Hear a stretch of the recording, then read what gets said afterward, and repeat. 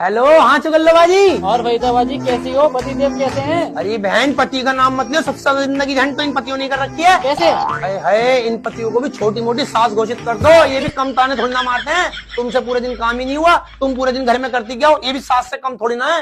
हाय हाय, और मेरे तो ऐसा बावला पल्ले पड़ा है, इसे अपना सामान का ही नहीं पता।